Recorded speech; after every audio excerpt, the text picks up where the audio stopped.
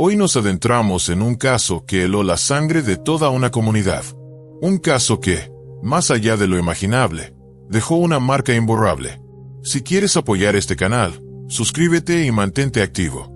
Tu apoyo significa mucho. Ahora, entremos en esta historia. En el tranquilo pueblo de Umuarama, al sur de Brasil, el día comenzaba como cualquier otro. Las calles se llenaban de rostros conocidos, el murmullo de la rutina se mezclaba con el aroma del café recién hecho. Nadie podía anticipar que, en medio de esa aparente normalidad, estaba por estallar una tragedia que dividiría la historia del lugar en un antes y un después. De la noche a la mañana, una familia entera desapareció sin dejar rastro. En su lugar, quedó un silencio espeso, casi insoportable. Lo que sucedió esa mañana oscura se convirtió en una herida abierta en la memoria colectiva de Umuarama. Aquel suceso sería recordado por generaciones. Umuarama, en el estado de Paraná, era hogar de la familia Suárez. Una familia respetada, conocida por su integridad y presencia constante en la vida comunitaria. El patriarca, Antônio Suárez dos Santos, nacido en 1956, era un empresario exitoso que dirigía una cadena de tiendas de telas y accesorios, no solo en Umuarama, sino también en otras localidades cercanas. Su reputación era intachable. Un hombre trabajador, generoso, entregado a causas sociales. No era raro verlo repartiendo alimentos en zonas vulnerables, e incluso, en una ocasión, adoptó a un huérfano como si fuera su propio hijo. Su esposa, Helena Mara dos Santos, nacida en 1958, era una mujer discreta, serena, dedicada al cuidado de su hogar. Aunque rara vez se le veía en público, quienes la conocían hablaban de su calidez, su humildad y su fuerte sentido de empatía. Helena era el corazón silencioso de la familia. Juntos, criaron a dos hijas. La mayor, Evelyn Suárez dos Santos, nacida en 1981, se convirtió en una figura destacada en el ámbito legal, llegando a ejercer como jueza. Aunque se independizó desde joven, mantenía un lazo muy estrecho con su familia. La menor, Jacqueline Suárez, nacida en 1982, era de carácter más reservado, emocionalmente más vulnerable. También estudió Derecho, pero su trayectoria profesional fue inestable, marcada por episodios de ansiedad y dificultades personales. Jacqueline vivía con sus padres, y encontraba en el hogar familiar un refugio seguro. Su vínculo con Helena era particularmente profundo. A pesar de su timidez, Jacqueline era afectuosa, cercana, siempre buscando el cobijo de su madre. La casa de los Suárez estaba ubicada en una zona tranquila de Umuarama. Amplia, bien cuidada, más que un simple inmueble, era símbolo de unión y de cariño. Ahí se celebraban cumpleaños, se compartían cenas familiares, se construían recuerdos. Antonio y Helena se esmeraban en que sus hijas se sintieran protegidas, queridas, enraizadas. Desde afuera, la vida de los Suárez parecía ejemplar. Una familia forjada a base de trabajo, compromiso y valores sólidos. Para los vecinos, eran un modelo a seguir, una imagen de éxito cimentado en el esfuerzo y el amor familiar. Pero esa imagen, aparentemente perfecta, estaba a punto de desmoronarse. A los 39 años, Jacqueline conoció a Jan Michelle dos Avaros. El encuentro fue casual, uno de esos cruces de camino que cambian destinos. Jan, de edad similar, aparentaba ser un hombre bien establecido, con empleo en el sector público y una personalidad segura. Su apariencia y su actitud transmitían estabilidad y empatía, justo lo que Jacqueline había estado buscando durante años. En un principio, Jan se mostró atento, presente, siempre dispuesto a ofrecer apoyo emocional. La relación avanzó rápidamente. Antonio y Helena, aunque reservados, miraban con esperanza esta nueva etapa en la vida de su hija. Preferían no intervenir, confiando en que el vínculo seguiría su curso natural. Pero había señales. Desde el inicio, quien observaba con atención podía notar ciertos comportamientos inquietantes en Jan. Su interés en los movimientos de Jacqueline era excesivo. Preguntas constantes sobre dónde estaba, con quién hablaba, y comentarios sutiles que con el tiempo se volvieron incisivos sobre su ropa, sus amistades. Lo que al principio parecía preocupación, pronto se tornó en control. Evelyn Suárez dos Santos, la hermana mayor de Jacqueline, recordaría más tarde ciertos indicios preocupantes. Desde los inicios de la relación, Algo en la actitud de Jan no encajaba del todo. Su comportamiento mostraba señales claras de control excesivo. Sentía celos por las interacciones profesionales de Jacqueline y constantemente se quejaba de sus conversaciones con colegas del ámbito legal. Lo que al principio parecían simples molestias, poco a poco se transformaron en una estrategia para aislarla. Las reuniones con amigas, los eventos del colegio de abogados, los encuentros sociales, todo comenzó a desaparecer de la rutina de Jacqueline. Día con día, ella se alejaba más de su entorno habitual, pasando casi todo su tiempo con Jan. Para alguien como Jacqueline, que buscaba estabilidad afuera cuando no la encontraba dentro, ese aparente cuidado se convirtió en una prisión disfrazada de afecto. Antonio y Elena, siempre atentos al bienestar de su hija, no tardaron en notar el cambio. Jacqueline se volvió más callada, más distante. Compartía menos sobre sus pensamientos y sentimientos, y justificaba las explosiones de carácter de Jan diciendo que estaba pasando por un mal momento. Confiando en que la situación mejoraría con el tiempo, sus padres decidieron no intervenir de manera directa. Pero la influencia de Jan crecía. Se hizo presente en la casa familiar, asistía a cenas, celebraciones y fechas importantes. Se mostraba como alguien que quería formar parte del núcleo familiar. Sin embargo, no todos se sentían cómodos con su presencia. Mientras algunos lo veían como un hombre que intentaba integrarse, otros percibían en él una actitud forzada, incluso agresiva en ciertos matices. Jacqueline, por su parte, decidió continuar con la relación.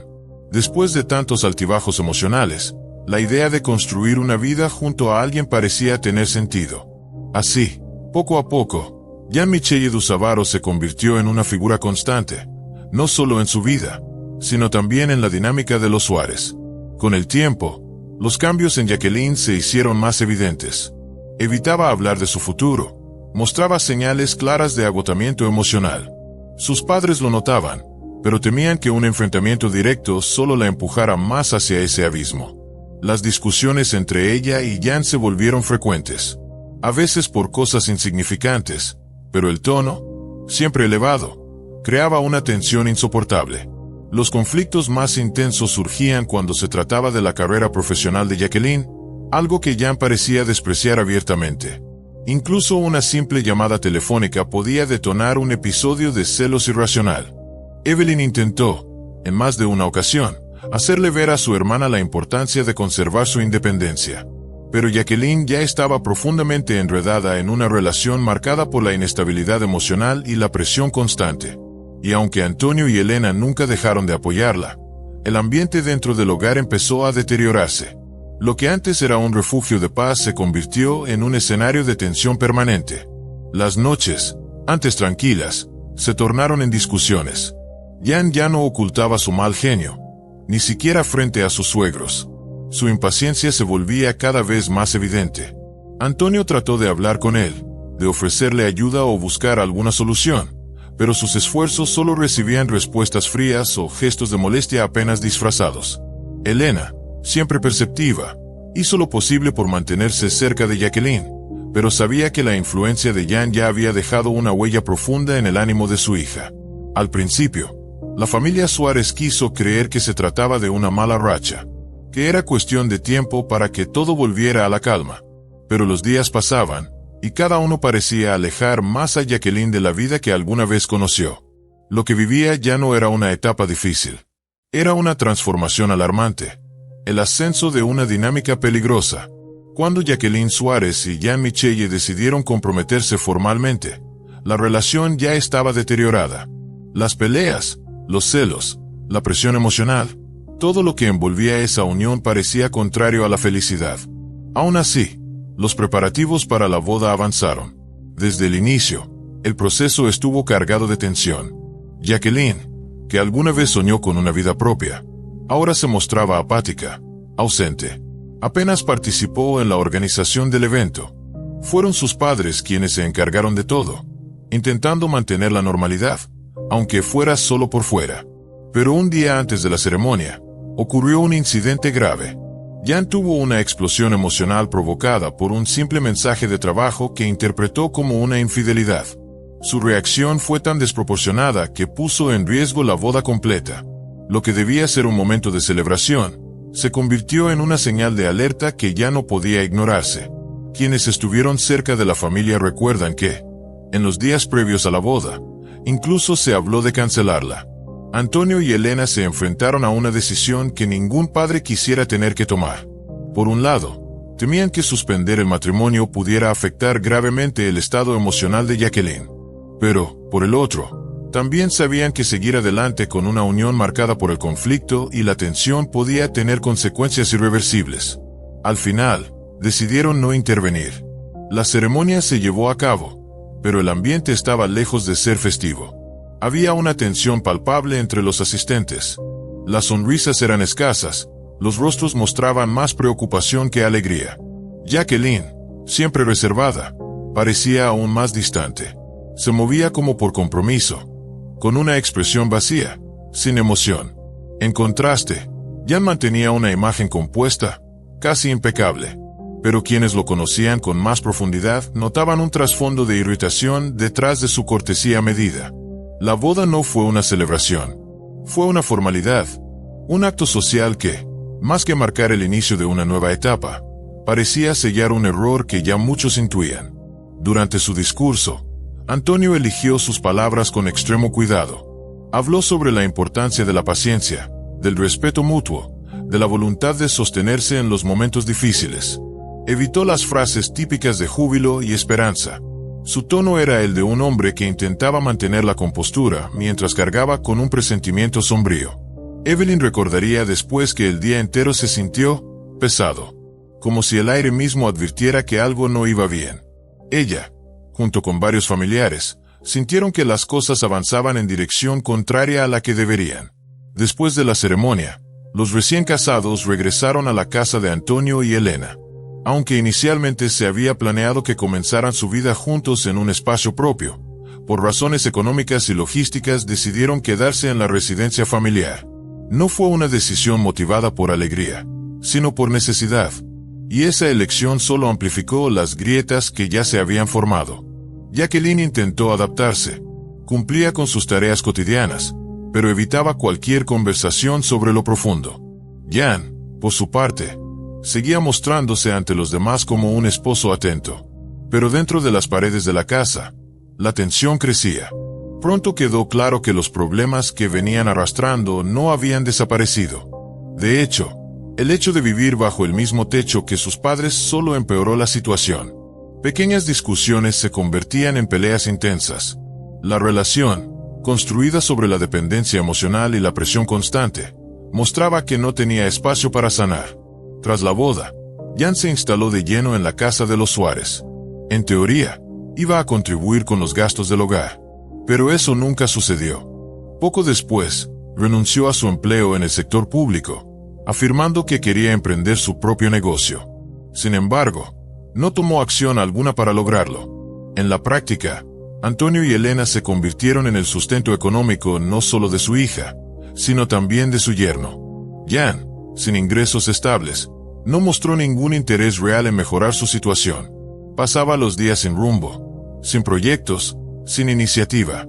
Para Antonio, hombre que había construido su vida a base de trabajo y responsabilidad, esta actitud resultaba incomprensible. Intentó hablar con él, sugerirle ideas de negocios, motivarlo a levantarse por sí mismo. Pero todo lo que recibió fueron excusas vagas y promesas vacías. Eventualmente, Jan hizo una petición directa.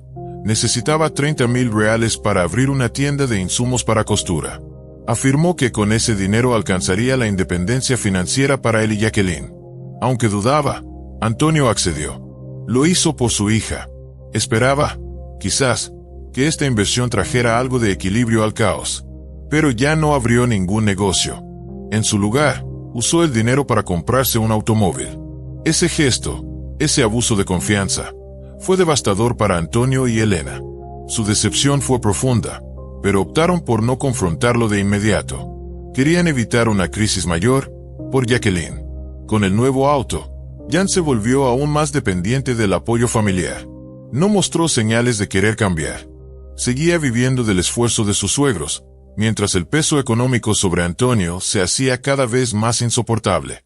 El respeto hacia Jan, tanto dentro como fuera del hogar, comenzó a desmoronarse. Evelyn, al ver cómo se desarrollaban los hechos, expresó su creciente preocupación. Sabía que la pasividad de Jan estaba erosionando la dinámica familiar. Habló con Jacqueline, intentó hacerle ver la importancia de la independencia económica, pero sus palabras no hicieron eco. Jacqueline, emocionalmente atada a Jan, solía justificar su inacción. Decía que necesitaba tiempo, que aún estaba superando el estrés de su antiguo empleo, que tenía planes, pero aún no los concretaba. Sus intentos de suavizar las cosas solo complicaban más la situación. Con el tiempo, las discusiones en la casa Suárez se volvieron parte del día a día. Las causas eran muchas, pero el patrón se repetía una y otra vez. Con el paso de los días, el comportamiento de Jan Michelle se volvió cada vez más impredecible, irritable, controlador y completamente reacio al diálogo. Su presencia generaba una tensión constante que iba deshaciendo, poco a poco, el ambiente de calidez que por años reinó en la casa de los Suárez. Elena, quien al principio se esforzaba por mantener la paz, comenzó a sentir una ansiedad creciente. Algo en su interior le decía que la situación estaba saliéndose de control. Jan ya no solo mostraba mal genio, sus estallidos de ira se volvían peligrosos. Durante una discusión, azotó una puerta con tal fuerza que la rompió. Para Elena, ese fue el punto de quiebre, una señal clara de que las cosas podían escalar aún más. Después de un altercado particularmente intenso, Antonio tomó una decisión drástica. Ordenó que Elena y Jacqueline salieran de la casa y se hospedaran temporalmente en un hotel. Mientras ellas estaban fuera, cambió las cerraduras de la vivienda. Fue una medida desesperada, una forma de proteger a su familia y recuperar algo de control. Jan, al enterarse, interpretó la acción no como una advertencia, sino como una traición. En lugar de cuestionar su conducta, eligió culpar a todos los que lo rodeaban. Su actitud agresiva, su negativa a asumir responsabilidad y su resistencia al cambio hicieron imposible cualquier intento de convivencia pacífica. Pese a los esfuerzos de Antonio por contener la situación, el conflicto persistía. Jacqueline, aún atrapada bajo la influencia emocional de Jan, insistía en mantener la relación. Le pidió a sus padres que permitieran su regreso, que le dieran una segunda oportunidad. Esa petición dejó a Antonio y Elena en una encrucijada dolorosa. Debían elegir entre proteger la seguridad de su hogar o respetar los deseos de su hija. El temor por el futuro de Jacqueline crecía con cada día. Elena, en especial, sentía el peso de esa preocupación en cada rincón del alma. Confesó a Evelyn que ya no se sentía segura dentro de su propia casa. Y, sin embargo, actuar con firmeza era difícil. Cualquier intento de alejar a Jan era interpretado por Jacqueline como un ataque a su vida personal. El 8 de agosto de 2021, Día del Padre en Brasil, la familia Suárez intentó conservar algo de la tradición. Las festividades siempre habían sido parte importante de su vida, y aunque el ambiente estaba cargado de tensión, trataron de mantener una apariencia de normalidad. Esa mañana transcurrió en calma. No hubo señales de lo que estaba por suceder. Jan Michelle, quien ya no vivía con Jacqueline ni con sus suegros, llegó inesperadamente a la casa. Llevaba entre las manos un paquete. Dijo que era un regalo para Antonio, en honor al Día del Padre. Su actitud era aparentemente tranquila. Mostró cortesía. Se comportó con una amabilidad medida, casi artificial. Antonio y Elena aceptaron el obsequio con cortesía, aunque con evidente reserva. No mostraron entusiasmo, pero tampoco rechazaron el gesto. Jacqueline, observando desde un rincón, lucía tensa, pero se esforzaba por mantenerse serena. Jan permaneció en la casa aproximadamente una hora. Durante ese tiempo, la conversación fue superficial. No hubo temas delicados, ni enfrentamientos. Su comportamiento fue contenido, pero al marcharse, quedó una sensación extraña en el aire. Algo no encajaba. Su actitud pacífica no correspondía con los meses de conflicto acumulado. Aunque nadie lo sabía en ese momento, ese día sería el último en que la familia Suárez viviría una mañana normal. Lo que parecía un intento de reconciliación, en realidad, ocultaba algo más oscuro. Detrás de su aparente calma, Jan Michelle escondía intenciones que nadie en la familia podía imaginar. A la mañana siguiente, el 9 de agosto de 2021, desde el exterior, la casa de los Suárez parecía tranquila. Como siempre, su empleada doméstica llegó temprano, esperando encontrar la familiar rutina. Pasos en los pasillos, el sonido de platos en la cocina, voces. Pero en lugar de eso, la recibió un silencio denso, inquietante. Llamó, pero nadie respondió. Caminó hacia el interior, y entonces lo vio. Una escena que la paralizó. En el comedor, yacían los cuerpos de Antonio y Elena, inertes.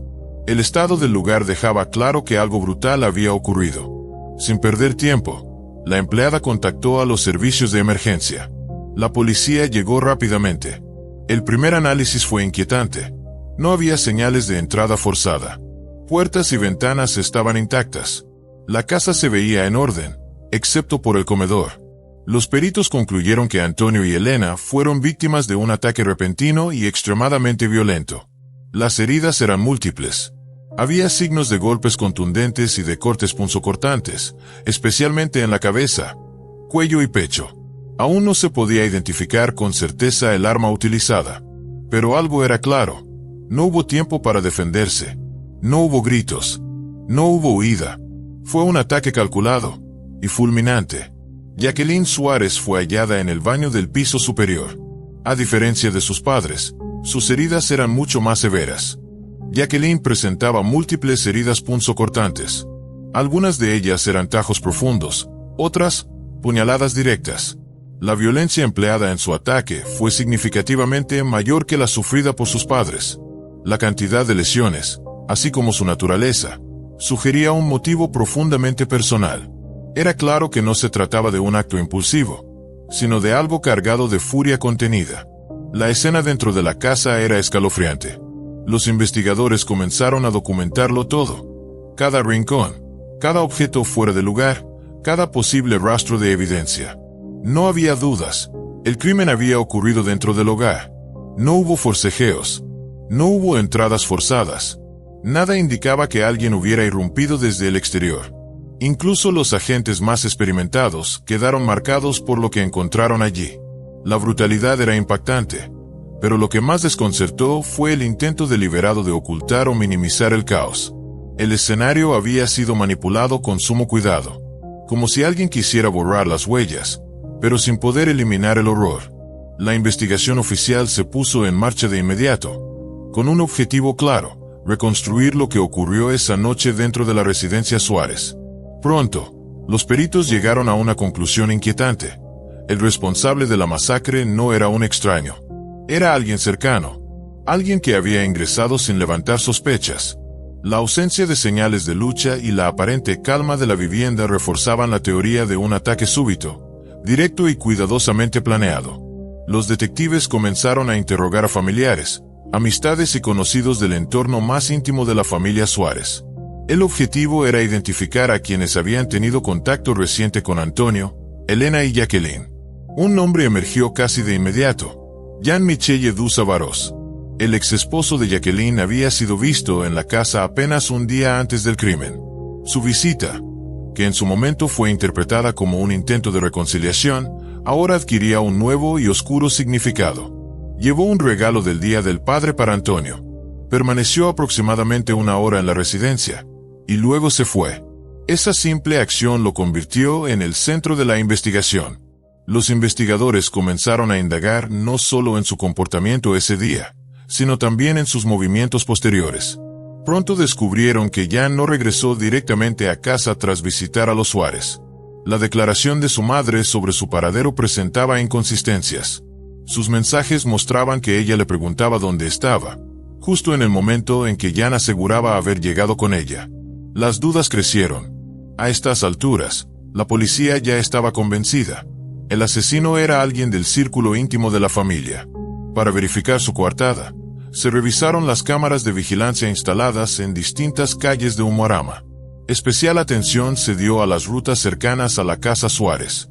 Una de las cámaras captó el vehículo de Jan rondando la zona en los momentos clave. Otra lo ubicó en un punto diferente de la ciudad, estacionado cerca de una coladera pluvial. La grabación era clara. Un hombre con complexión similar a la de Jan descendía del automóvil, se acercaba a la coladera y arrojaba algo en su interior. Simultáneamente, se analizaron los datos de geolocalización de los teléfonos móviles de las víctimas y del sospechoso. El celular de Jacqueline tenía instalada una aplicación de rastreo, que permitía identificar dispositivos asociados en tiempo real. Los datos revelaron que, durante varios momentos del día del crimen, los teléfonos de Jan y Jacqueline estuvieron en los mismos lugares, en intervalos clave. Poco después, el celular de Jan dejó de transmitir ubicación. Los investigadores interpretaron esto como una acción deliberada para ocultar sus movimientos. Con base en esta información, la policía acudió al lugar donde se sospechaba que Jan había arrojado algo. Al inspeccionar la coladera, encontraron 2 teléfonos móviles, los de Antonio y Elena. El dispositivo de Jacqueline no fue hallado, lo que añadió otra capa de complejidad a la reconstrucción de los hechos. La recuperación de los celulares fue un giro crucial en la investigación. Quedaba claro que hubo un intento premeditado de deshacerse de pruebas clave inmediatamente después del crimen. La acción fue meticulosa, calculada.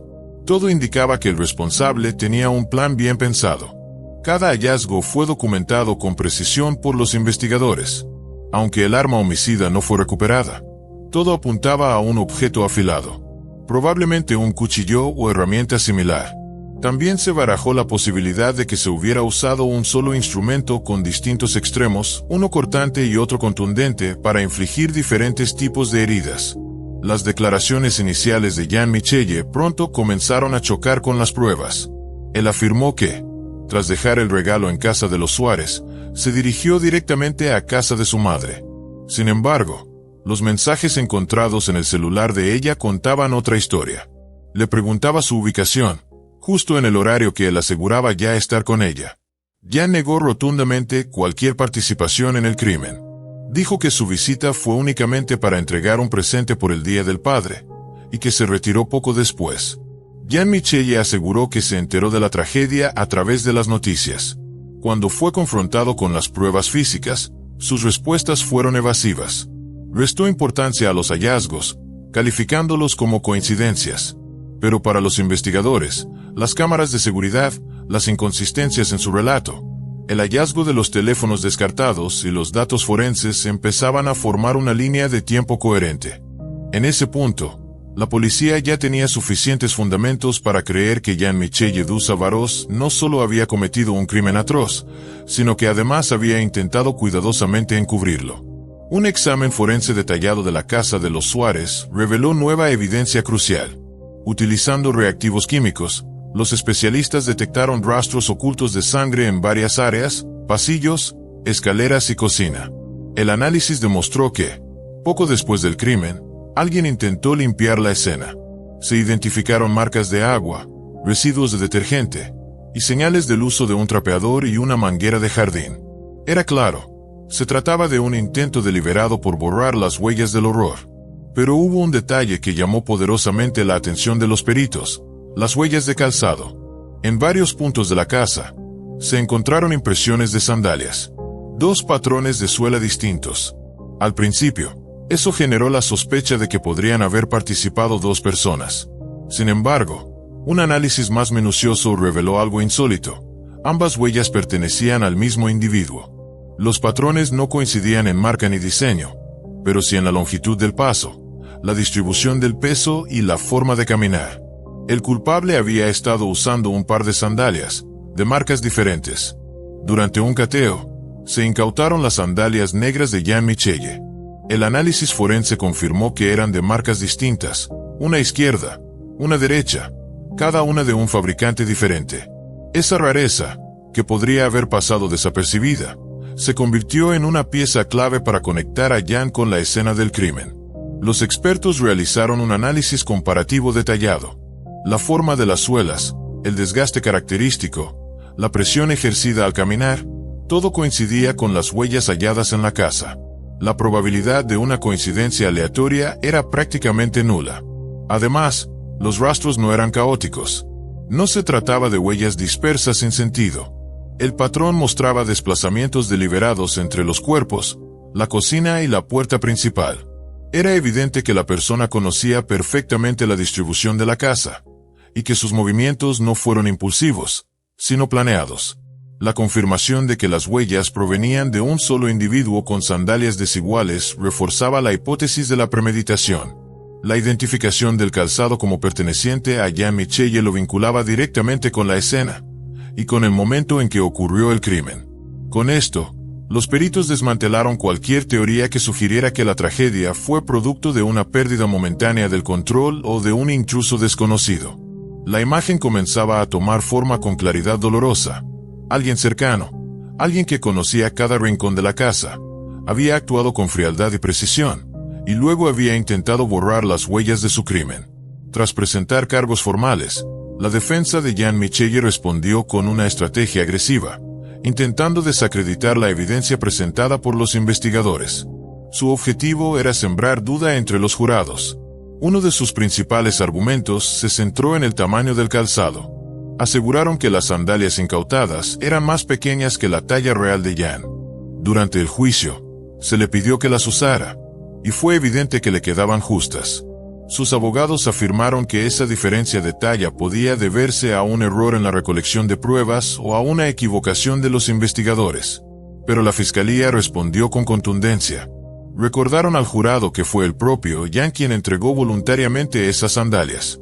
Además, los expertos forenses reiteraron que el patrón de desgaste y las marcas coincidían exactamente con las huellas encontradas en el lugar del crimen. La diferencia de talla resultaba, en este contexto, irrelevante. Otro intento de la defensa por desacreditar la evidencia giró en torno a una camiseta con rastros de sangre hallada en la casa de Jan. Alegaron que dichas manchas podían haberse originado por cortes menores o contacto con sangre animal. Sostuvieron que la cantidad de material biológico era insuficiente para una conclusión definitiva. A pesar de estos argumentos, el peso del conjunto de pruebas era abrumador. Los movimientos de Jan, su falta de coartada creíble, los teléfonos encontrados en la coladera, las huellas coincidentes, sus contradicciones, todo apuntaba en una sola dirección.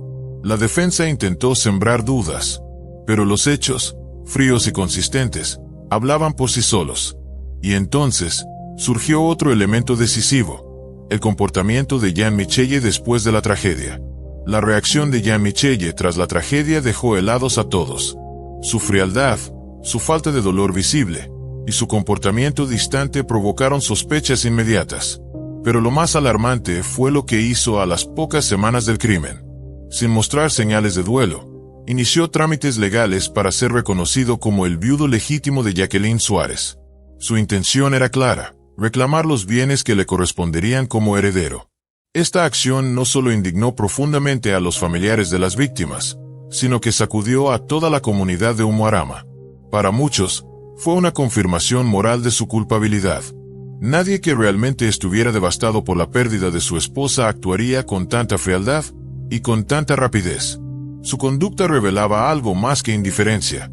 Sugería una motivación clara, económica. El retrato de Jan como víctima de una tragedia inesperada se desmoronaba por completo. Las piezas encajaban en una narrativa de cálculo, ambición y desprecio total por la vida de aquellos que alguna vez lo acogieron. Tras revisar cuidadosamente todas las pruebas, el jurado emitió su veredicto. Jan Michelle du Savarós fue declarado culpable por el asesinato de 3 personas. La sentencia, 86 años y 8 meses de prisión. Además, se le ordenó pagar una indemnización de 450.000 reales brasileños a la familia de las víctimas. El veredicto fue considerado una victoria para la justicia. Pero ninguna condena, por justa que sea, puede reparar una pérdida tan devastadora.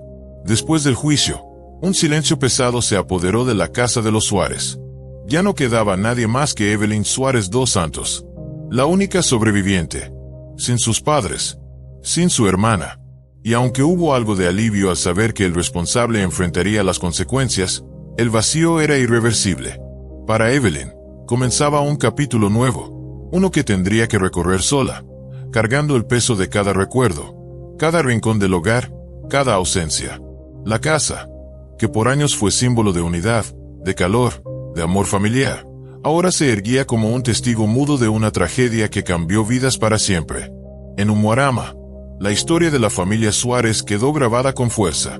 Un recordatorio severo de cuán peligrosa puede ser la confianza mal depositada, incluso hacia aquellos que alguna vez fueron recibidos como parte de la familia. Gracias por acompañarme en este caso tan impactante. Tu apoyo significa mucho para mí. Si este contenido te conmovió o te pareció importante, ayúdame a compartirlo. Dale like, comenta y no olvides suscribirte.